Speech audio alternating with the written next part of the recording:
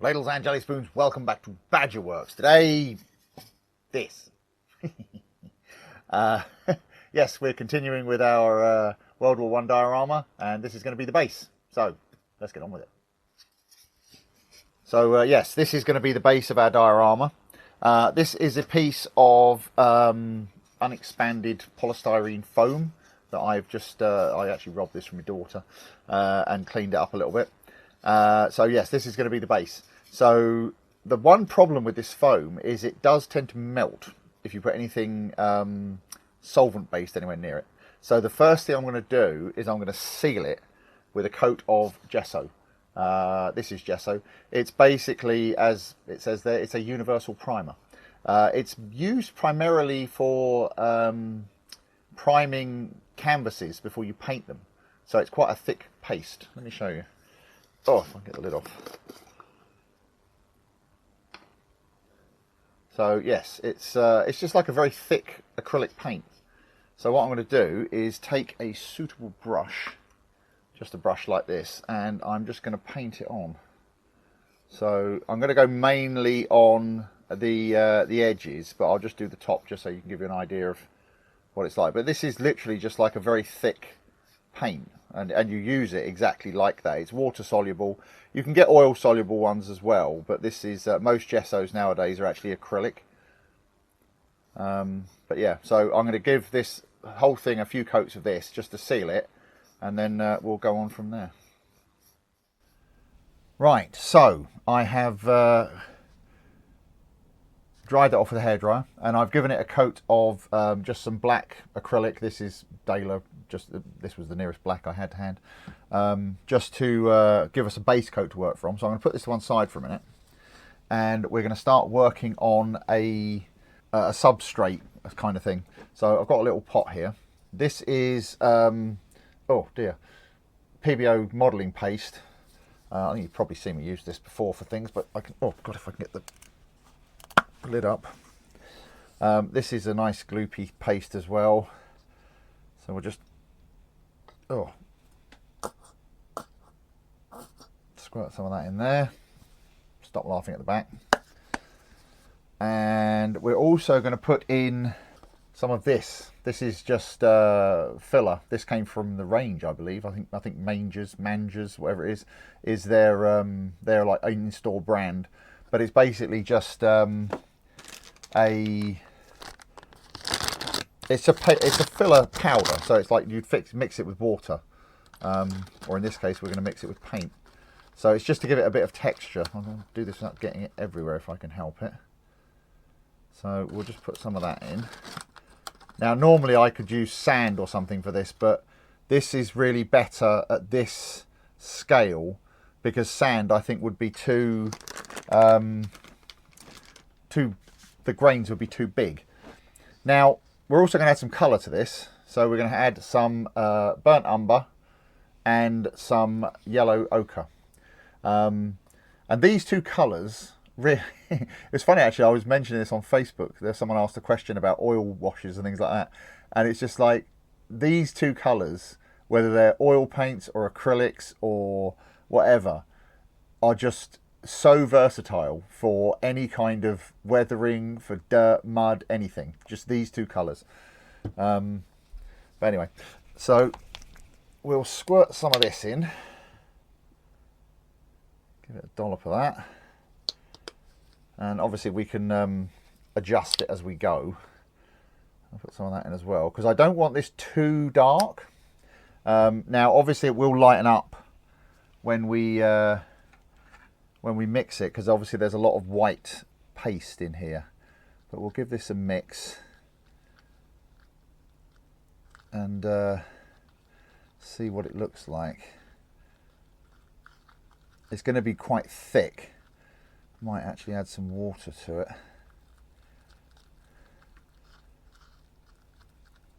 or at least put some more of that paste in. But let's see what it goes like.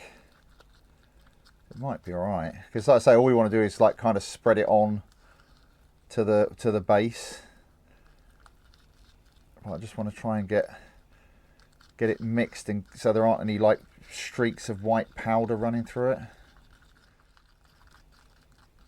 Right, I think that might be all right from the first hit actually. That doesn't look too bad, does it?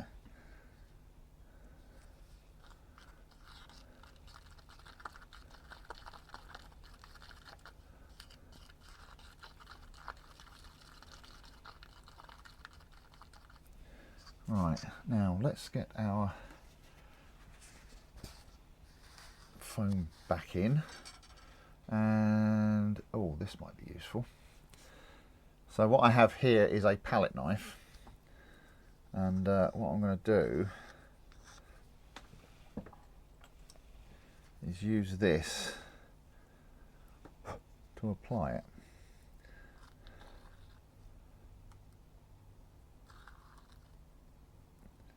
I say we only want a thin coat of it. It's just to give us like a substrate. This is our like ground level, as it were. So we don't need it too thick.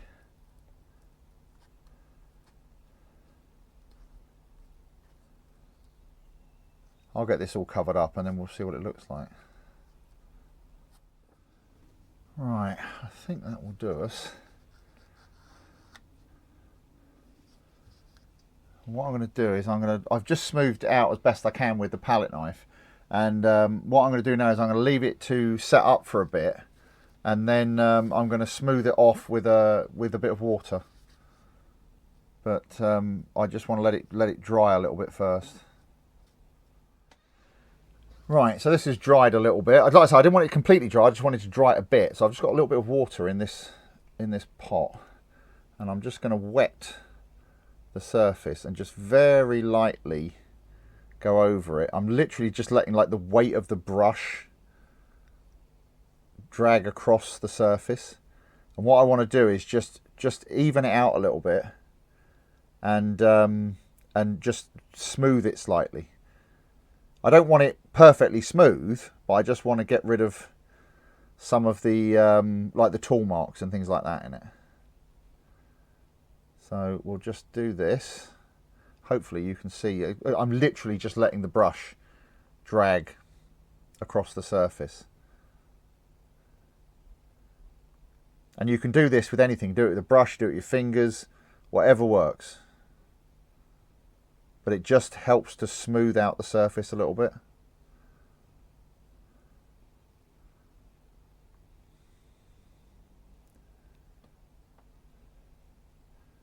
And like I say, it's just to really just to get rid of those tool marks that were left by the pallet knife.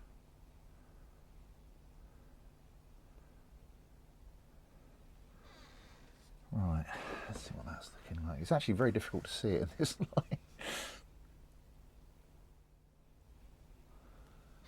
Right, I think that will probably do.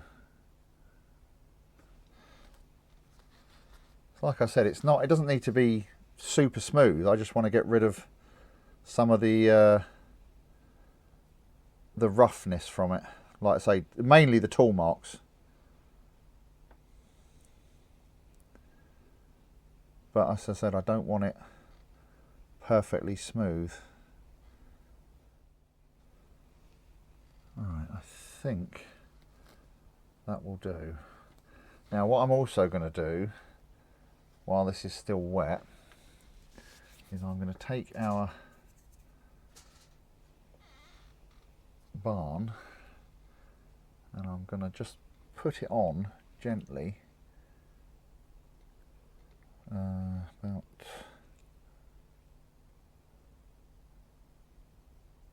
like that. Right, actually I just realised there's something else I wanted to do while this is still wet.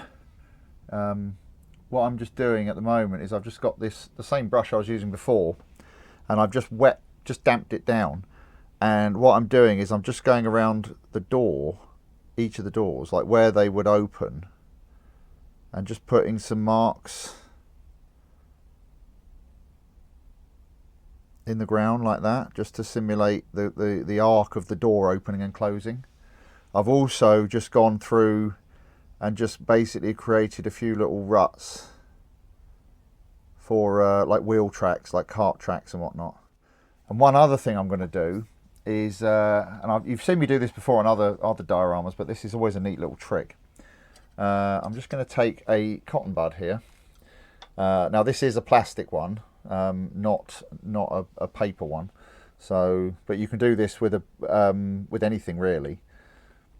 Just a suitable plastic tube or something of the right diameter.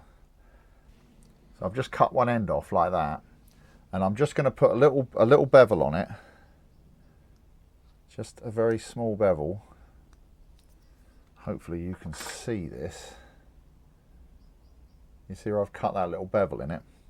And now what you can do is use that to make hoof prints. Like that, you see.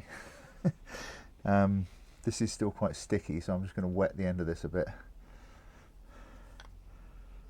And just like that, you see.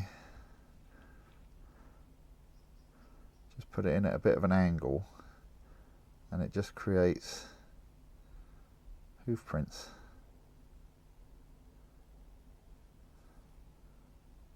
To make it look like there's been, you know, animals walking over it when it was wet.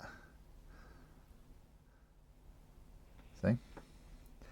So I'll do a few more on here, and then, like I say, then we can let it dry. Right, now I've got a few bits I'm going to paint now with this XF52 Flat Earth. And what I'm going to do is I have a bit of a tree here. I think it's a cherry tree, I'm not sure. But bloody aircraft. But you can see it's got this lichen all over it, which I quite like the look of, but it doesn't really look ideal. So I'm just going to give it a quick lick over with some Flat Earth just to kind of unify it all a little bit.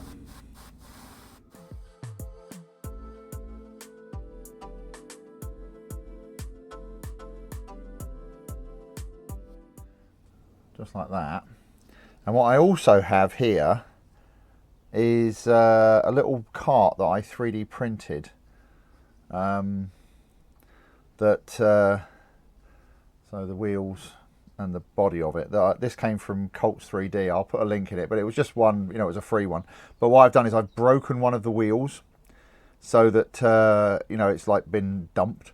So I'll do this as well. And this is just going to be leaning up against the barn just to, you know, for a bit of decoration.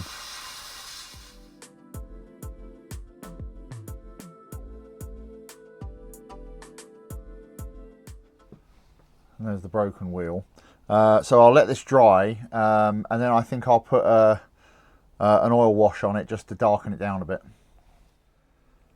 Alright, so I've just mixed up another little oil wash. This is the burnt umber again. And I'm just going to put some on the tree and on the cart. The tree I actually haven't varnished. I'm just putting this straight on, just to you know, create some shadows and things. The nice thing about this, obviously, being as sort of rough as it is, it's doesn't really need a lot of help, especially these wheels.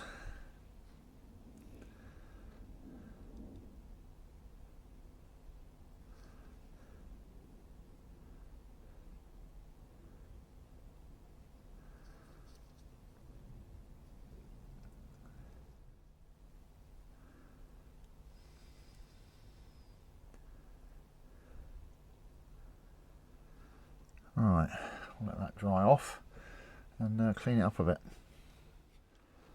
Right, I've also got a bit more of the old sap green here, so I'm going to put some of that on as well.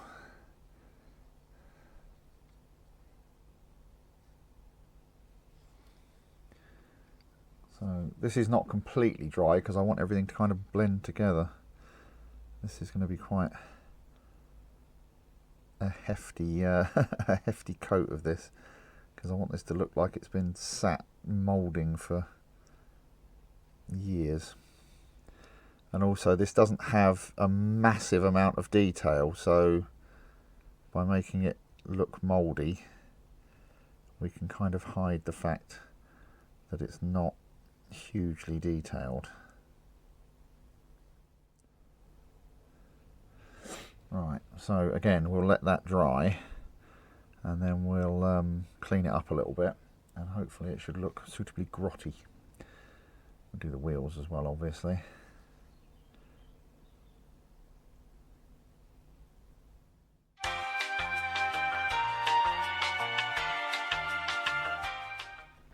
Right, it is the following day. I have glued those pieces in place, as you can see there. I also added a few of the leftover bits of the siding and just made a little pile of wood there. So what I'm going to do now is start dressing up the base a little bit. What I have here, this is actually mud, like genuine dirt. It's a lump of, I took a lump of clay from the garden, baked it in the oven for a couple of hours just to dry it out and kill off any thing that was living in it, and then ran it through a fine sieve just to basically powder it. And so what I'm going to do is I'm going to add some of this onto here. Now there's plenty of ways you can do this. I have here, for example, a little plastic spoon, and you can just, I'm just going to put it on and then I'll basically move it around with a brush to get it where I want it.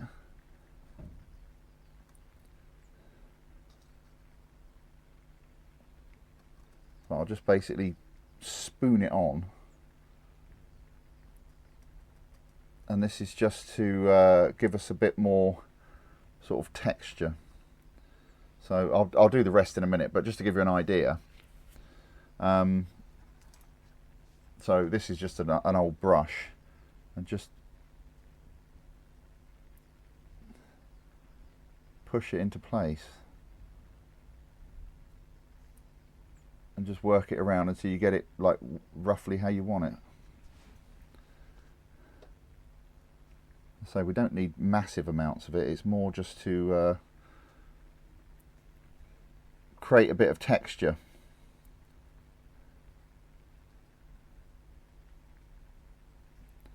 Like that, you see. And just what it also does, this is why I put all this stuff down first rather than adding this and then putting on top, is because it makes it look like it's been there for a long time. Because if you look at stuff that's been left in place for years, it actually kind of sinks into the ground slightly. So that's why I'm doing this like this, to make this look like it's been here for an excessive amount of time. So let me put the rest of this on and then we'll come back and we'll add some more. Right, so that's all our dirt put on, and what I'm going to do now is I've just got some, this is 10mm, focus,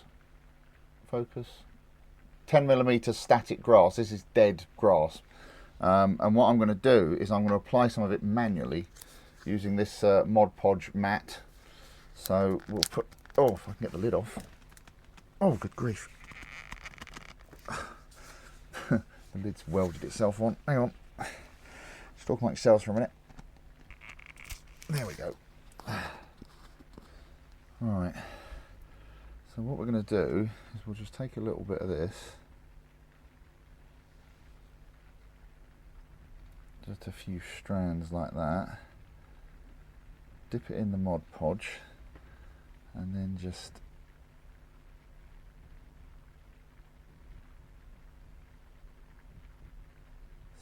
stick it in like that.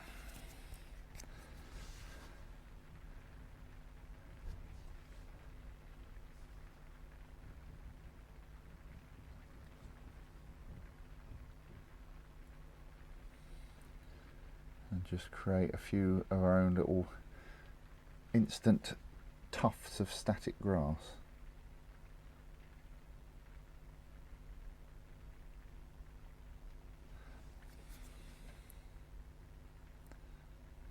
Just to give it a bit of interest, and obviously this glue will dry clear, so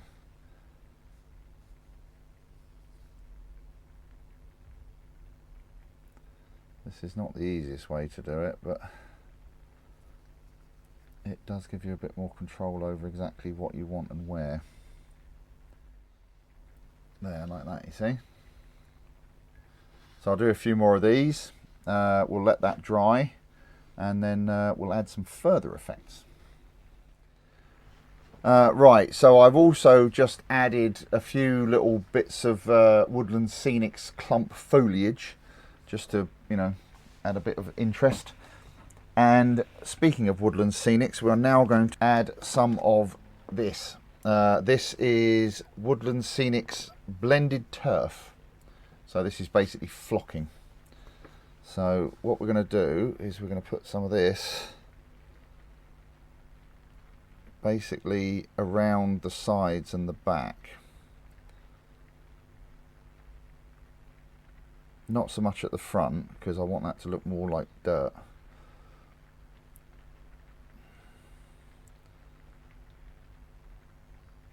But I shall just sprinkle this liberally on,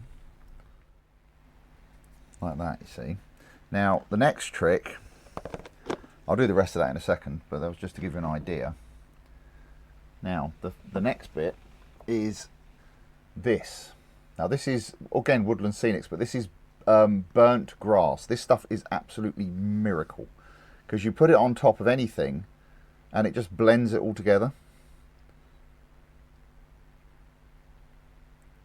So we'll just sprinkle some of this over the top. Try not to breathe on it too much. But it just blends everything. It's absolutely amazing the way it works.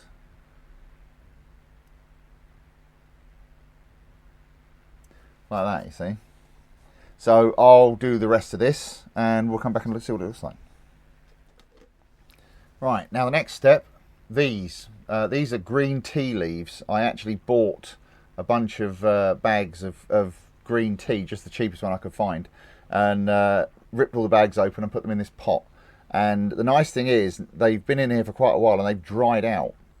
So what you can do is just crumble them on, and they kind of look like leaf litter.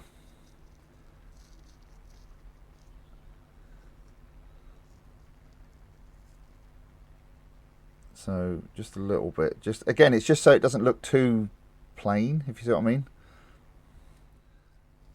And what I also want to do is make sure I get plenty of them around the tree, because obviously, you know, it's a tree. But what this also does is it helps us hide the where the tree meets the ground. So that'll probably do for those. And on a similar score, if you do terrain stuff, mixed herbs, these are from Schwartz, not a sponsor, but these I think I got them from Costco, but you can buy, you know, you can buy them anywhere. But this is a mix of something, thyme, parsley and marjoram. But doesn't that look like leaf litter? Now again, the scale is not ideal for this, but you can basically just crumble it up a little bit.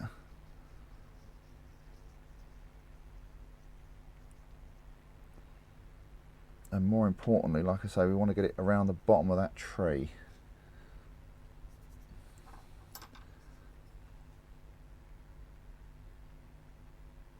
Because it just helps hide the where the tree meets the base.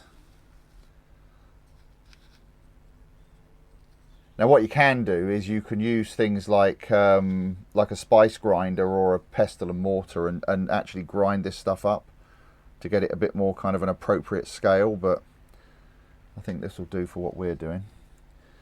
So that looks pretty good. And so the next step, which is where things start to get really messy, is I'll have a little bit of a tidy up, but then we're going to take, I really need to make some more of this. This is scenery glue. I made this in a previous video and I really do need to make some more. But what we're going to do is take a pipette and just drop this on.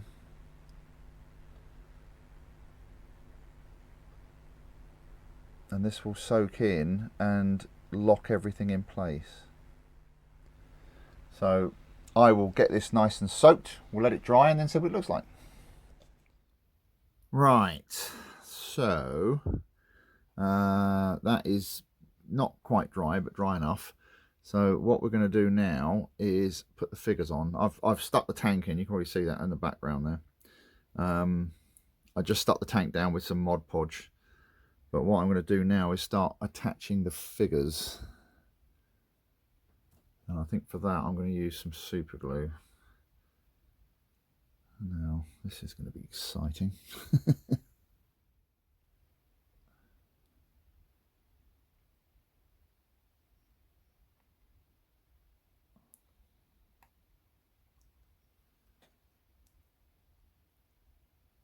Okay, now we'll do the table.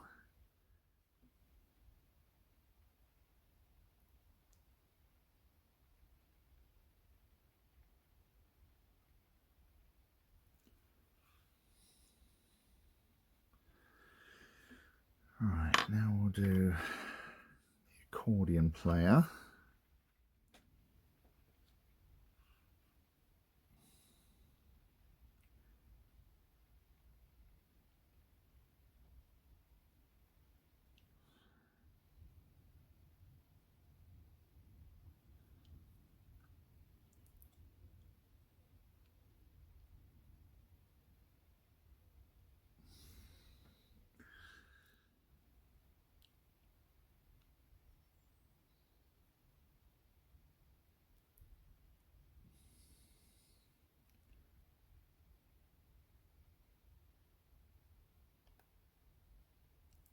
Stay. Okay, that's okay.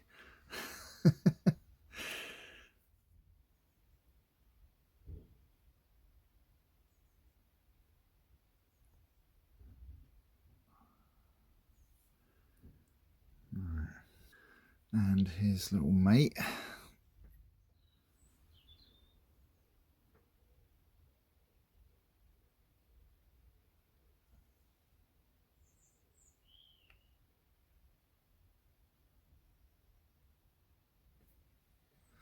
And last but by no means least, our officer.